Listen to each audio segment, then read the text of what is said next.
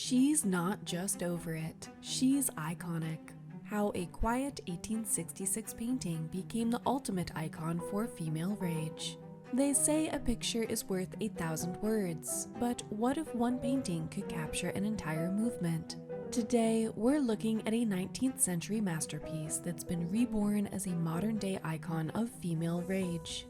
This is The Reluctant Fiancée by Auguste Toulmouche. And once you see it, you'll never forget. What's hiding in that piercing gaze? And why has this 1866 painting become a viral sensation in 2024? Stick around, you'll be seeing this face everywhere. At first glance, The Reluctant Fiancée might seem like a snapshot from a 19th century soap opera. A young woman sits on the edge of an ornate couch, arms crossed, head turned away, her face frozen in a mix of boredom, defiance, and subtle rage. Her white silk dress drapes elegantly around her, but her posture tells a different story. She's not leaning back in luxury. She's sitting upright, tense, and closed off. And once you've felt that energy, it's impossible to unsee it. This isn't just another pretty lady in a pretty dress painting. There's something much deeper happening here. By the end of this video, you'll see how The Reluctant Fiancée connects to modern conversations about autonomy, gender roles, and resistance. You'll also learn about the painter behind it, Auguste Toulmouche, and why this quiet little scene packs a louder punch than anyone expected. Let's set the scene. We're in a luxurious 19th century parlor. All velvet cushions, polished wood, and delicate floral details. The room practically screams wealth, but our focus is on the young woman at the center of it all. Her white silk dress is the definition of opulence, each fold carefully rendered to show its weight and texture. Her hair is styled with precision, every strand neatly in place. It's clear that appearances are everything in this world, but she's not playing along. You can notice how her posture is stiff, arms lying tightly across her body, being held by the ladies next to her like she's shielding herself or trying to keep her cool. She's not here for the perfect obedient bride role, and it's written all over her face. Her head tilts slightly away from someone, most likely her fiancé, who's just out of frame. And her eyes? Whew! Her eyes say everything her mouth doesn't. It's a look of disdain, exhaustion, and maybe even rebellion. We've all seen that look before, in friends, in movies, maybe even in the mirror. Even if you've never been a reluctant fiancé yourself, you've probably felt what she's feeling. It's the look of someone forced into a role that they didn't sign up for. And that's why this image has gone viral in modern times. It's deeply, painfully, and surprisingly relatable.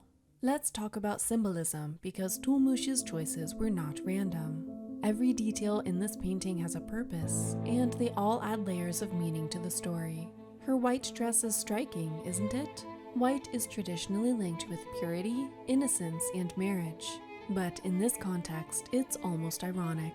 Her pristine white dress is a symbol of what's being forced upon her, this ideal of the pure, obedient bride. But her crossed arms and sideways glance shows she's not interested in playing that role. The dress, which should be a sign of celebration, now feels more like a cage. Her body language is one of complete rejection. Arms held tightly by the woman right next to her. Classic, I'm not listening, and you are getting on my last nerve energy. Her posture is straight, but not in a graceful way. It's stiff, defensive, closed off. She's literally not leaning into the situation, and her refusal is palpable. The lush surroundings are a whole statement on class and wealth. In 19th century France, the bourgeoisie loved to show off their social status through their decor. Velvet drapes, gold accents, floral upholstery, all signs of "we've made it" wealth.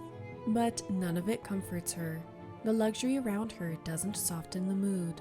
In fact, it's suffocating. It's a visual metaphor for how wealth and social expectations can trap people, especially women. Notice the two women flanking her. The woman on her left, leaning in to kiss the fiancé's forehead, seems to symbolize societal pressure. She's the voice of tradition, urging the reluctant bride to fall in line and accept her fate. Her closeness feels invasive, almost as if she's trying to manipulate or control the central figure. On the other side, the woman kneeling at her feet takes a different approach. Her gesture of holding the fiancé's hand might suggest comfort, but it's more likely a symbol of submission, a reminder of what's expected.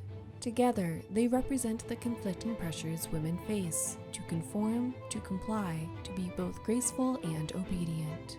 In the background, a fourth woman adjusts her floral crown in the mirror. Her actions might seem insignificant, but they carry weight. The floral crown is a classic symbol of femininity and purity, and the act of perfecting it reflects society's obsession with appearances. She's not just fixing her hair, she's reinforcing the ideal that women must always present themselves flawlessly, regardless of what they're feeling. Her detachment from the central drama highlights how societal expectations are often upheld without question, even by those who are subjected to them. Now, to understand why this painting matters, we've got to talk about the 19th century, especially marriage, gender roles, and the world of French art. Back then, women's futures were often decided for them. Marriages weren't always about love. They were business deals, family alliances, and power plays. Daughters were expected to marry well to elevate or maintain the family's social status. A woman's worth was tied to her ability to become a proper wife and mother. Love, happiness, those weren't always part of the deal. Enter Auguste Toulmouche. He's known for painting genre scenes, everyday moments in domestic life, but his works often had an emotional twist. He'd show women in these lavish interiors, but he'd also hint at their inner lives, their quiet frustrations. His works were like early visual essays on how women's external roles didn't always match their internal desires. This wasn't radical at the time, but it's radical now. Today, the Reluctant Fiancée is being seen through a feminist lens. She's not just a woman in a pretty dress. She's a woman resisting, silently but powerfully, against the expectations forced upon her. So, why is the Reluctant Fiancée suddenly all over social media? The answer? Memes. The internet's favorite thing. People have taken her face, that icy glare, and turned it into captions like, "When he says, it's just a guy's night for the third time this week. When you're trying to be polite, but the audacity is just too strong. Me pretending I'm fine while plotting my revenge."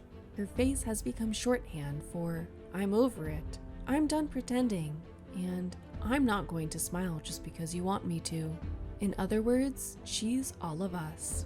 There are more things happening lately that make this painting more relevant than ever. Can you think of any? Auguste Toulmouche may not have known that he was creating an icon of female rage, but here we are. Over 150 years later, the Reluctant Fiancée is more relevant than ever.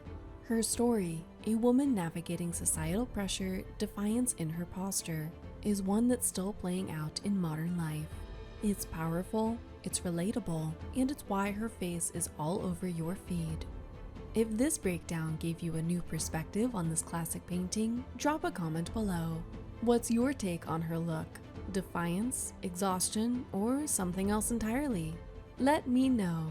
And if you're hungry for more untold stories hidden in old masterpieces, hit that subscribe button.